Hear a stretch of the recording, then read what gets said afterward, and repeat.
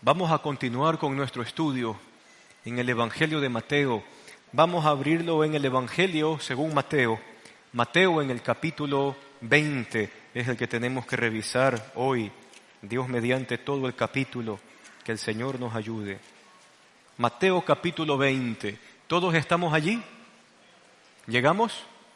Muy bien, vamos a orar y vamos a pedirle al Señor que nos ayude y que nos dirija en esta mañana. Señor y Padre, gracias por tu palabra. Gracias, Señor, porque tú siempre nos confrontas en amor. También nos consuelas. Gracias también por tu ánimo y por tu consuelo. Gracias, Señor, porque te haces real a nuestra vida y quieres intervenir en toda área de nuestra vida. Y anhelamos, Señor, que nos ayudes en ello. Ayúdanos, Señor, a entender tu palabra y a aplicarla a nuestro diario vivir, pues en vivir tu palabra está la vida. Gracias, Señor, por este tiempo junto a ti, en el nombre de Jesús. Amén, amén. El domingo pasado el sermón terminó con estas palabras del último versículo del verso 21, hablando de que muchos postreros serán primeros y muchos primeros serán postreros. Y es en este capítulo 20 donde Jesús va a poner esta enseñanza con mucho mayor énfasis o relieve, tocando el tema de esta parábola de los viñadores. La parábola nos ayudará a asentar muchos conceptos que Jesús ya ha venido enseñando. Y valga un poquito de introducción antes de entrar a este tema.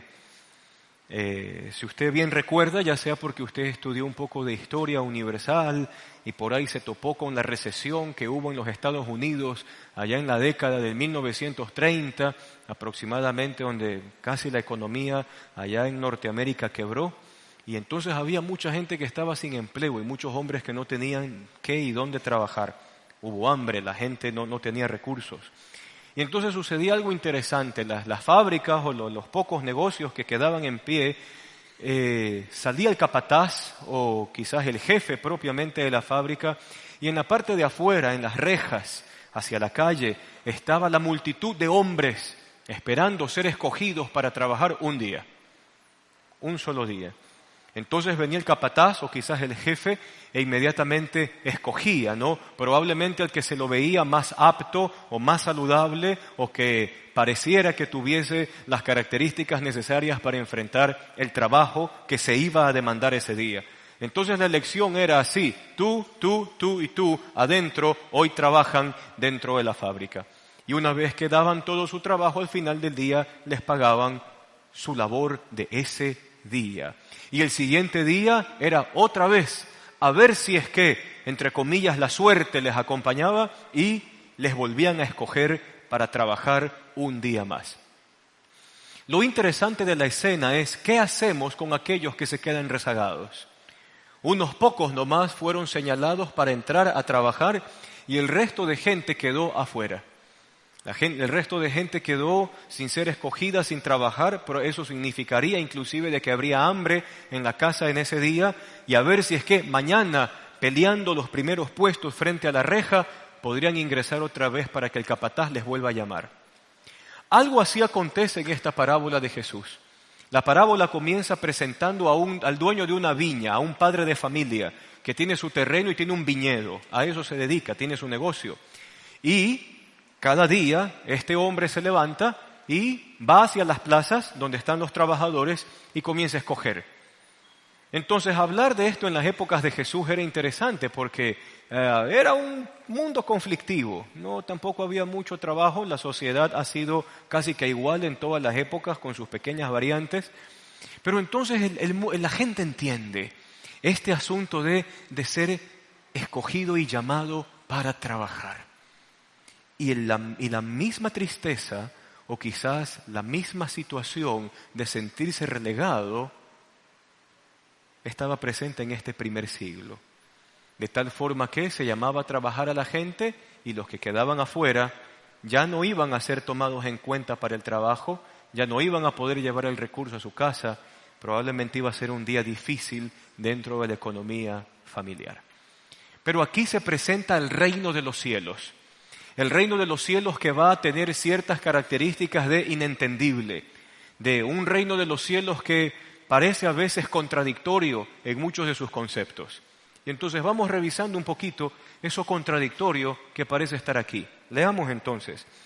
Dice el verso 20, desde el primer versículo, capítulo 20 desde el primer versículo. Asimismo, el reino de los cielos se parece a un propietario que salió de madrugada a contratar obreros para su viñedo.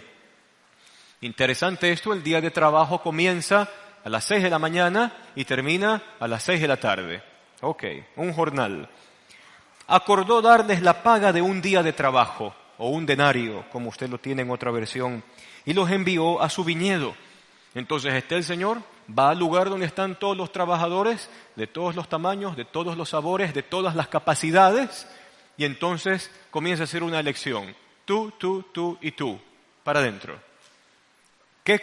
¿Cuál fue la paga? Un día de trabajo, un denario. Lo que se paga por un día de trabajo. Muy bien. Continúa entonces.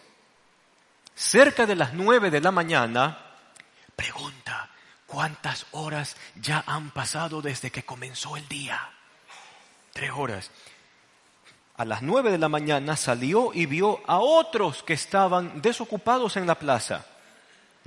Estos no han sido tomados en cuenta por nadie, ¿no? Ningún jefe, ningún capataz, ningún dueño de terrenos los ha querido contratar. Están allí a ver quién les da algo que hacer. Y entonces les dijo, vayan también ustedes a trabajar a mi viñedo y les pagaré lo que sea justo. Así que fueron. Salió de nuevo a eso del mediodía. ¿Cuántas horas han pasado desde que arrancó el día de trabajo? 6 horas, o sea que estos van a trabajar mucho menos, ¿no?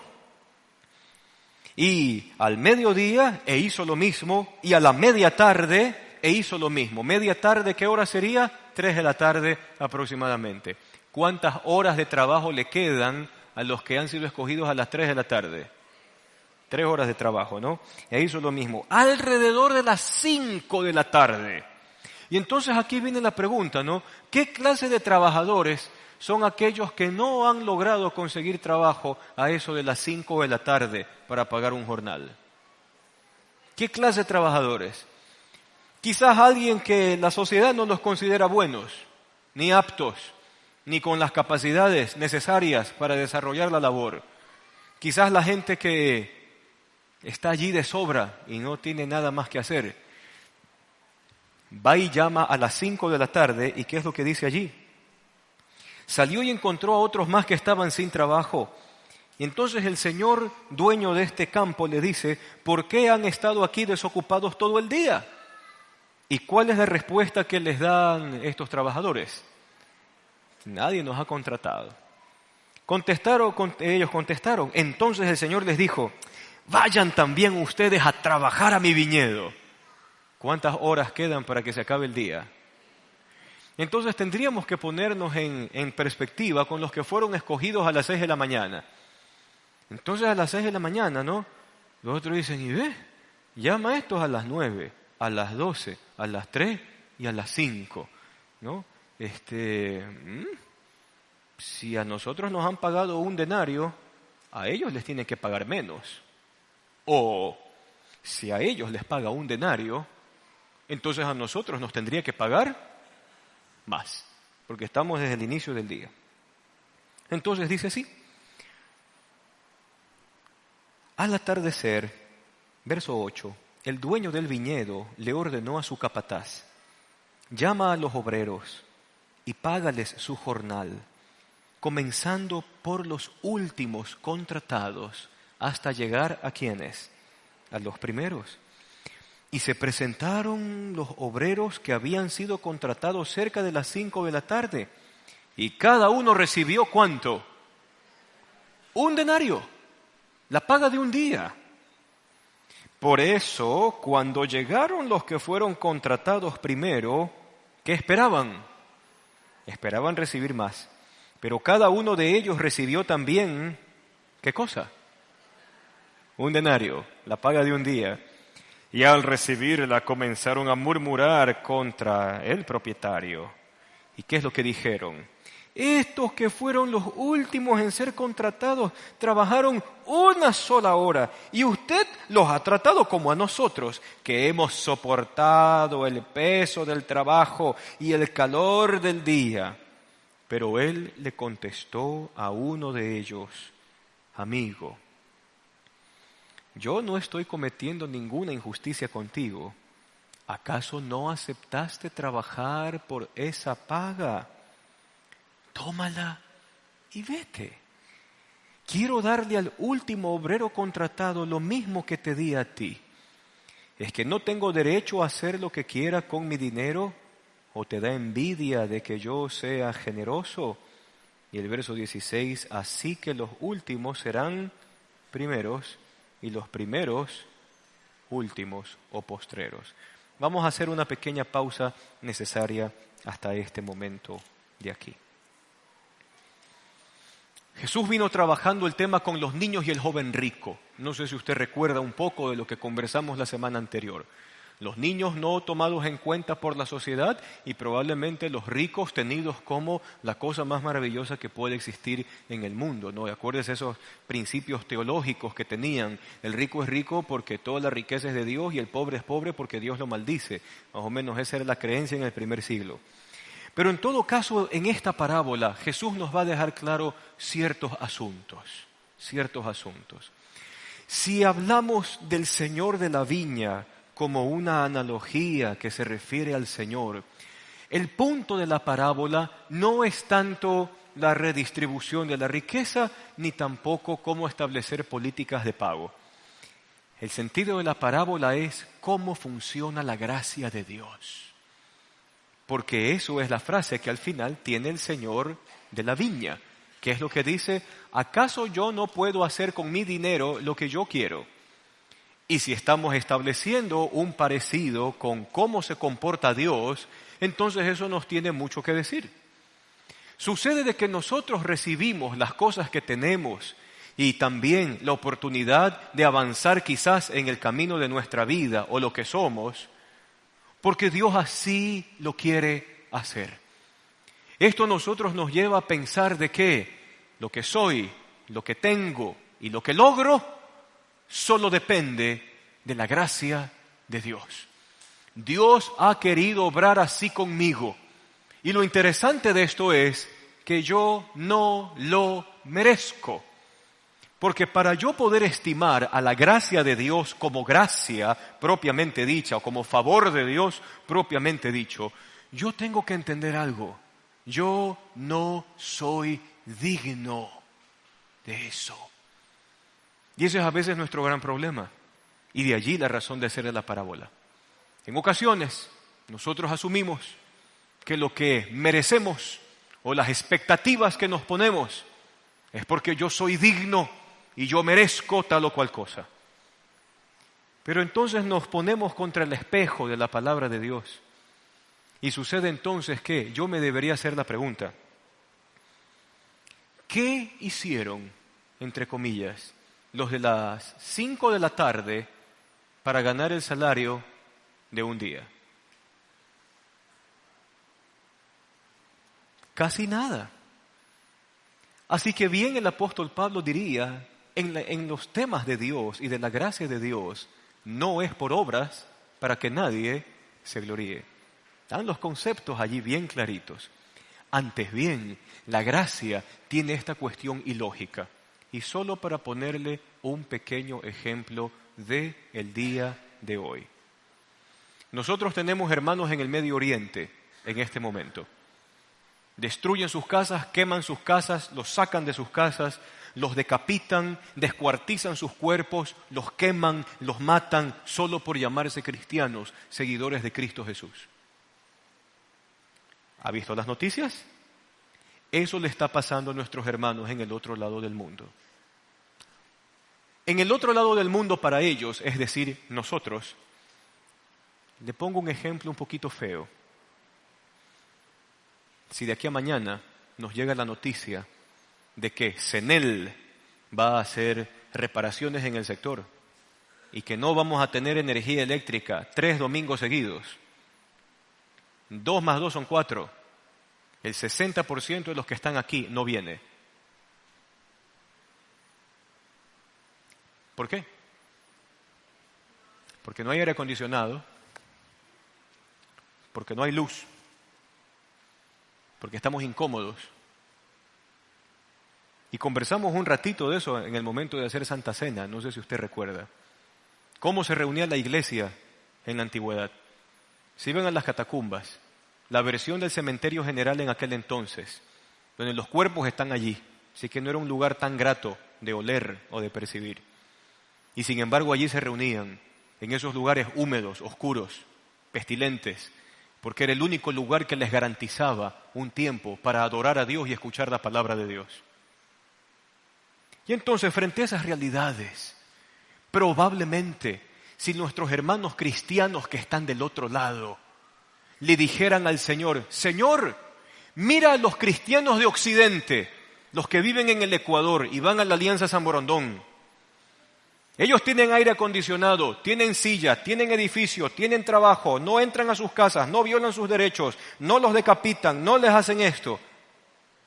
Y sin embargo Dios sigue teniendo la misma paga para ellos y para ustedes y para mí. ¿Y cuál es la misma paga? La vida eterna. La vida eterna. Entonces, cuando yo ya entro a este diálogo de contemplar las cosas desde otra perspectiva, entonces yo me comienzo a preguntar: ¿qué tengo yo que me haga más digno que mis hermanos del otro lado del mundo? Y mi humilde respuesta debería ser: yo no tengo nada digno que el resto. Antes bien, yo soy indigno de la gracia de Dios. Yo soy indigno de que Dios me trate así con su favor. Yo soy indigno, no soy merecedor de disfrutar los bienes que Dios me da. Oh, y si viviésemos así, qué distinto sería. Porque la parábola va enfocada a la intención de su corazón y de mi corazón. ¿Y cuál es la intención de nuestros corazones? Mis amados, mis amadas, amigos y amigas, a nosotros nos gusta hacernos plataformas. En cualquier nivel. Usted y yo anhelamos tener una plataforma y de alguna manera la plataforma concede poder, quiera aceptarlo o no. La plataforma a usted y a mí, doquiera que esté, le concede poder. Si usted es reconocido quizás en el medio empresarial, en su negocio o algo así, entonces usted comienza a tener una plataforma y en su momento usted y yo sentimos de que estamos acá, en autoridad, ¿no? Entonces, si yo digo algo, mi palabra es contundente. Lo mismo pasa en las iglesias. Hay pastorcitos que se creen que están por encima de la congregación. Hay pastorcitos que demandan que la propia gente de la congregación les llame papá espiritual. Si el mismo texto de la Escritura, el mismo Jesús me dice: a ninguno llaméis Padre, porque uno solo es vuestro Padre, y es Dios que está en los cielos. A ninguno llaméis Maestro, porque uno solo es su Maestro, el Cristo de Dios. Y entonces tenemos que llegar a esta conclusión un poquito, que usted y yo la conocemos. El poder corrompe. Y esa situación caída de nuestro corazón, de cada vez querer acaparar más poder para nuestro propio beneficio y para nuestras metas y nuestras expectativas egoístas, nos comienzan a corromper. Imagínese usted si llegásemos a tener el poder absoluto del área donde usted y yo nos tengamos que desenvolver. Usted se corrompería absolutamente. Entonces la parábola comienza a tratar con nuestro corazón en el sentido de cuál es la expectativa que hay en su corazón con respecto a Dios. Entonces Dios no está para hacerle plataformas ni a usted ni a mí. Dios está para darnos la misma paga a todos. De tal forma que el que, como decía en la parábola, el que trabajó muy temprano en la mañana, se regocije de que Dios ha sido generoso para con los otros. Y los otros que fueron escogidos a las 5 de la tarde, al mismo tiempo y en consonancia con los de allá, puedan decir, no somos dignos de todo esto es producto de tu gracia, Señor. Y entonces comenzamos a valorar la vida de otra forma. Entonces ya no es tanto su esfuerzo ni su sabiduría, no lo que usted puede hacer en sus propias fuerzas o de lo que usted y yo podríamos lograr en nuestra propia sabiduría. Es lo que la gracia de Dios me permite a mí avanzar, tener y hacer. Oh, si contemplásemos la vida desde esta perspectiva. Pero siempre estará presente, mis hermanos, esa parte caída que va a buscar acumular poder y tener plataformas. Lo peor de todo es que una vez que o nosotros nos creamos la plataforma, y también hay otro peligro, a veces los que nos rodean crean la plataforma. Le hago un humilde consejo. Bájese de allí. No se quede allí. No fuimos diseñados para estar en plataformas. Dios creó al ser humano para que el ser humano esté en completa dependencia de Él. Y delante de Dios no hay plataforma que se sustente por sí misma. Si usted está creando una plataforma para usted y probablemente el mundo que le rodea le comienza a usted a dar alguna posición o alguna cosa así, bájese de allí. No estoy diciendo que deje un empleo, no estoy diciendo que deje la oportunidad quizás de expandir su negocio. Me refiero a la actitud de su corazón frente a eso. Y si la plataforma se está construyendo, pídale al Señor que lo baje de allí y que Él mismo desbarate la plataforma. Tengamos la actitud de estos obreros de las 5 de la tarde, que habiendo hecho poco, Dios les quiso dar todo. No porque se lo merecieran, sino porque era la generosidad de Dios. Entonces, si hacemos contrastes, si usted hoy tiene pongámoslo así, tiene casa, tiene provisión, tiene techo, tiene una iglesia que tiene aire acondicionado para que no nos muramos de calor, no es porque usted se lo merece, es porque Dios en su gracia se lo ha concedido y que así repose nuestro corazón. El problema está cuando creemos que nos merecemos y demandamos. Y tal como decía el pastor Andrés ahí en el video, ¿no? Llegaríamos a considerar a Dios nuestro empleado. Yo decreto, yo declaro. ¿Quién es el soberano? Comencemos desde allí. ¿Ok? Entonces, continuemos con las enseñanzas propias de esta parábola. Entonces, Jesús tiene algo muy interesante. Si usted se da cuenta, después de la parábola de estos trabajadores del viñedo, Jesús hace un pequeño anuncio. ¿Y cuál es ese anuncio? ¿Qué dice su titulito de allí de la Biblia? Jesús predice, anuncia otra vez su muerte. Y qué interesante. Y vamos a ver por qué. Mire lo que dice el texto. Mientras subía Jesús rumbo a Jerusalén, tomó aparte a sus 12 discípulos. Ahora vamos rumbo a Jerusalén y el Hijo del Hombre será entregado a los jefes de los sacerdotes y a los maestros de la ley. Y ellos lo condenarán a muerte y lo entregarán a los gentiles para que se burlen de él, lo azoten y lo crucifiquen. Pero al tercer día resucitará. Meditemos un poquito en esto. ¿Por qué? Primera cosa, Jesús comienza con una frase muy especial. el Hijo del Hombre. ¿Ah? ¿Se fijó en esa frase que está allí?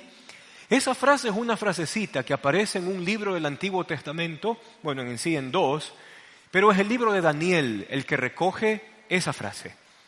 Y cuando describe el libro de Daniel al Hijo del Hombre, lo describe como un ser que tiene poder, que sus ojos brillan como el fuego, sus pies resplandecen, su cabello es intensamente blanco, es poderosísimo y que tiene la capacidad de juzgar a las naciones.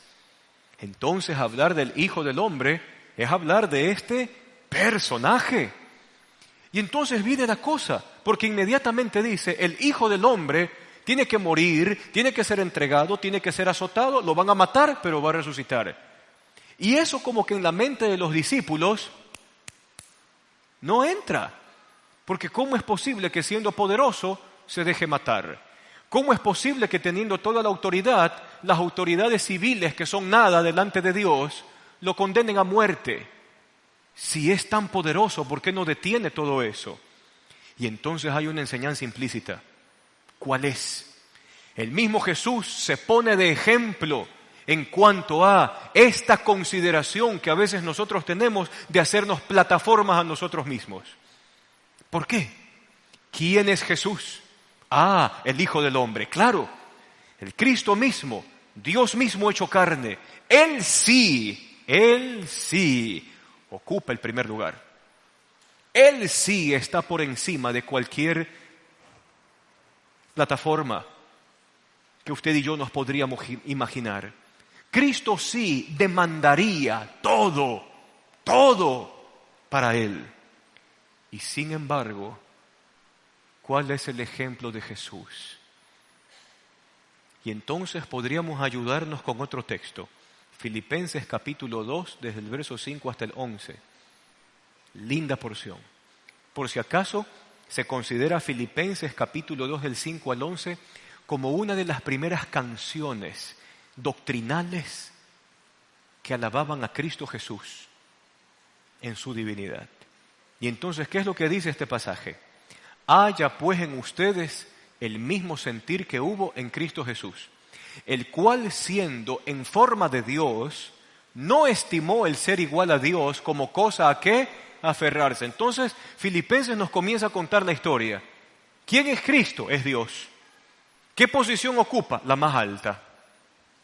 Y continúa describiendo como cosa que aferrarse, sino que se despojó de sí mismo y tomó forma de ¿qué? De siervo, hecho semejanza de hombre, y estando como hombre, fue obediente hasta la muerte, y muerte de cruz.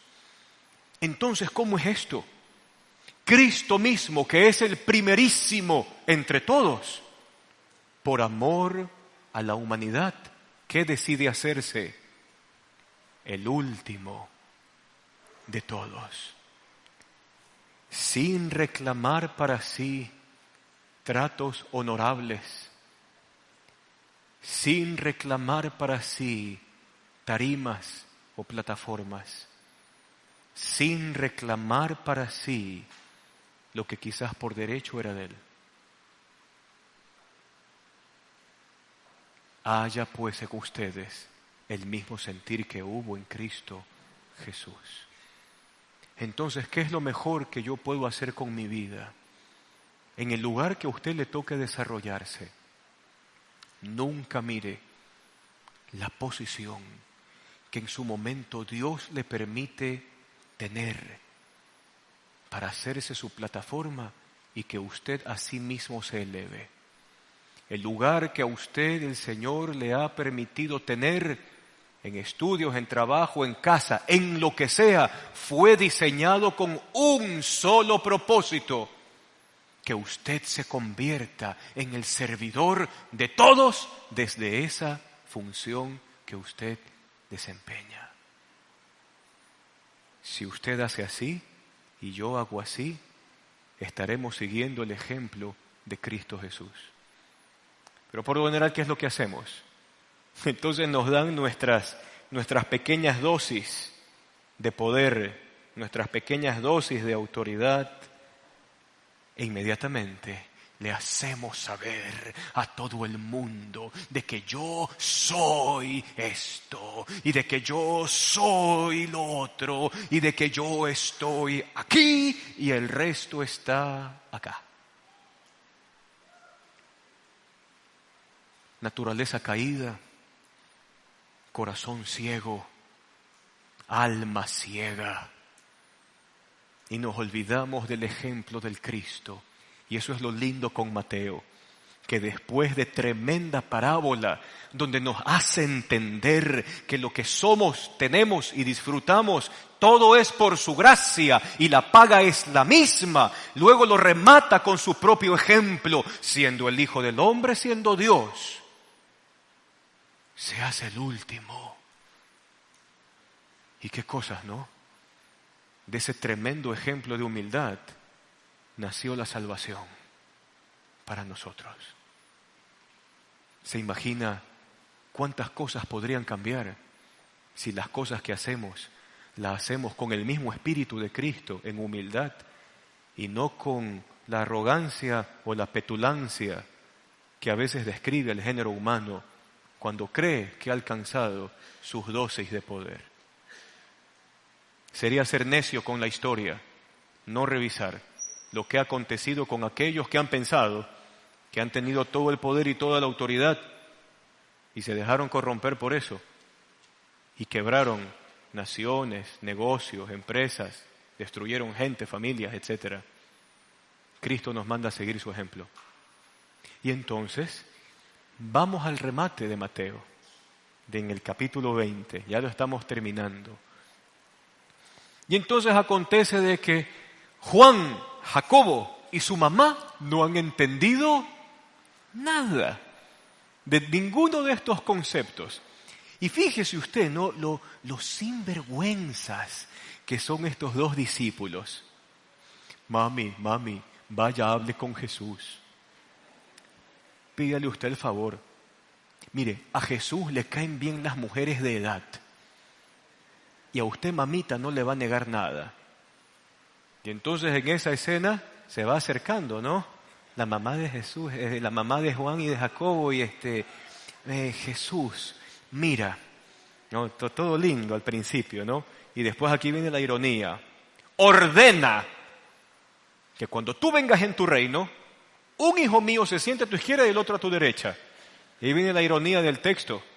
¿Quién está dando las órdenes allí? Ella. Jesús ordena. ¿Qué cosas? No había entendido y pensaba que aún Dios y su reino podría utilizarse para hacer tarimas, para hacer plataformas. Que tu hijo y tu hijo se sienten a mi derecha y a mi izquierda. Mujer, tú no sabes lo que estás pidiendo. Ni tampoco está en mí el darlo. Mi Padre se encarga de esas cosas.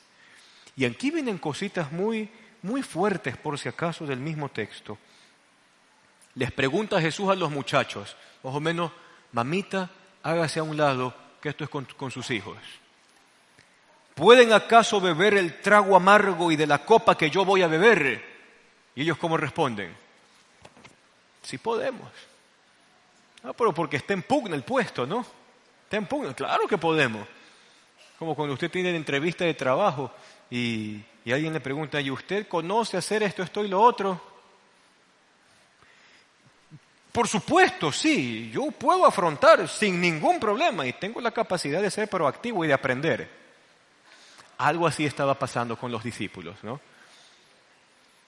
Jesús estaba refiriendo a la copa que habría de beber o al bautismo que habría de ser bautizado con la muerte. Y esto es algo interesante, porque por lo menos la tradición cristiana que recoge la muerte de estos dos, muy bien se habla de un Santiago decapitado, de un Juan el evangelista que escribe Juan, Apocalipsis y las cartas, un Juan que es deportado en Patmos y no conforme con eso, Roma decide freírlo en una olla de aceite al final de su vida. Hay dos versiones, ¿no? Una es que murió viejito, retirado en Patmos, desterrado. Otra es que siendo viejito lo metieron ya en una olla grande con aceite y lo frieron a Juan. Pueden beber de la copa que yo voy a beber y del bautismo que me voy a bautizar. Y mire a dónde los llevó a responder a estos dos muchachos. Claro que podemos. ¿Qué les dice Jesús? Bueno, es verdad. Como Cristo conoce todas las cosas, ¿qué es lo que dice allí? Ciertamente beberán de mi copa, pero el sentarse a mi derecha o a mi izquierda no me corresponde a mí concederlo, porque eso ya ha sido decidido por mi Padre.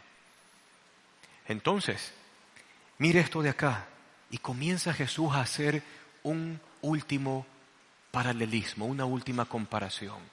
Y mire cómo se refiere. Como ustedes saben, los gobernantes de las naciones, ¿qué es lo que hacen? Oprimen a sus súbditos. Y los altos oficiales abusan de su autoridad. ¿Y qué dice el verso 26? Pero entre ustedes no debe ser así. Y es tan terrible, ¿no?, de que solo pongámoslo en el contexto de la iglesia solamente. Donde usted a veces escucha respuestas de que es porque yo soy el pastor. Chica, ¿de ahí qué nos hacemos? ¿Estás seguro que así funciona? La autoridad no ha sido entregada para hacer plataformas.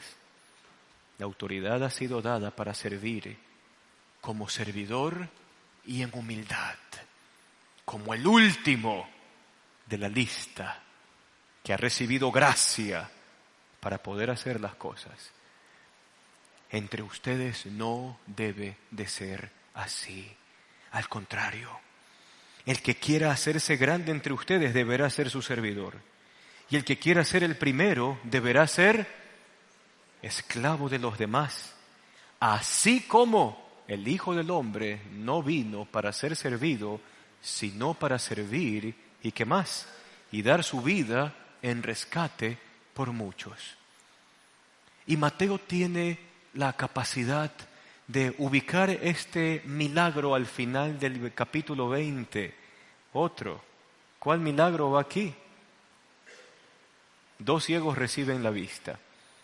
Más allá de hablar del poder sobrenatural de Jesús para curar, me gusta cómo esto tiene relación con el texto. ¿En qué sentido? En ocasiones a usted y a mí, el deseo de autoridad, el deseo exacerbado de poder, ese ánimo de hacerle conocer a todos que usted y yo tenemos el poder para hacer las cosas, ciega nuestra alma y ciega nuestro corazón y no nos deja ver más allá. No nos deja ver las cosas que Dios ve y eso nos destruye, nos mata. Y entonces, ¿qué santas ironías del texto bíblico que termina todo este relato con 2 ciegos que reciben la vista?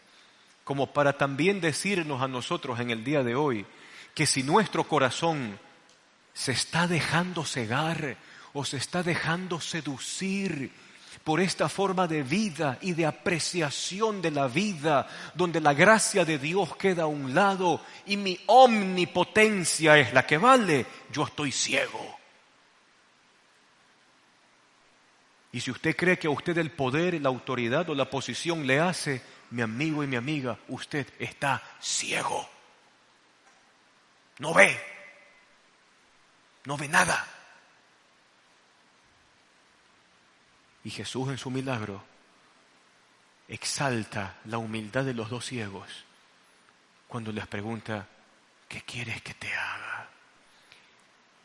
Y si Jesús nos preguntara en esta mañana a nosotros, ¿qué quieres que te haga? Creo que la mejor respuesta que podemos usar es la misma de estos 2 muchachos ciegos. Que pueda ver.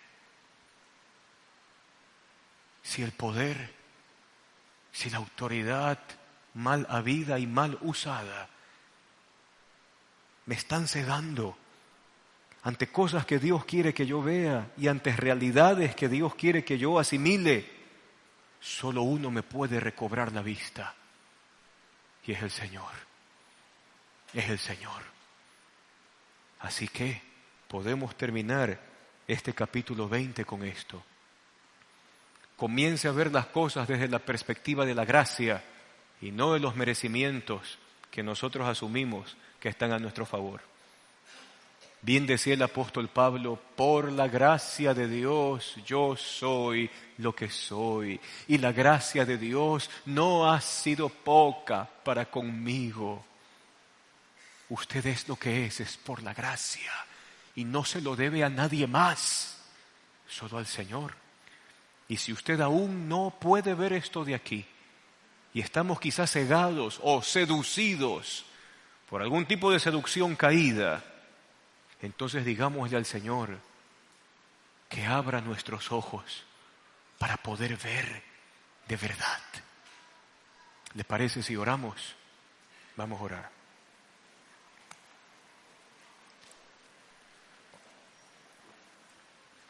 Te damos gracias, Señor, por esta mañana y ya tarde.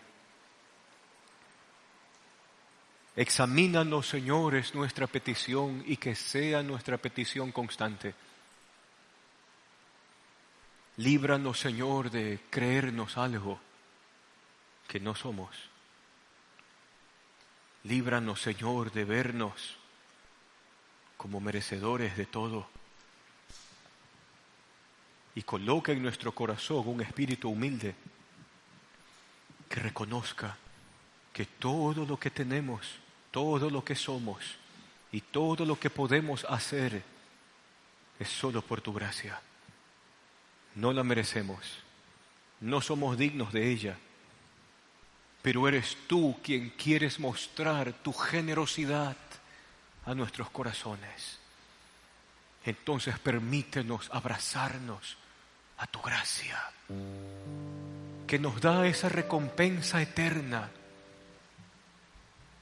Muchos han sufrido, otros quizás tienen comodidades, pero todo sigue siendo obra de tu gracia, porque al final del camino, cuando tú vengas, o también nos toque morir y estar junto a ti, podamos disfrutar de esa misma paga, hermosa paga que tú has diseñado para los que se ven a sí mismos como indignos.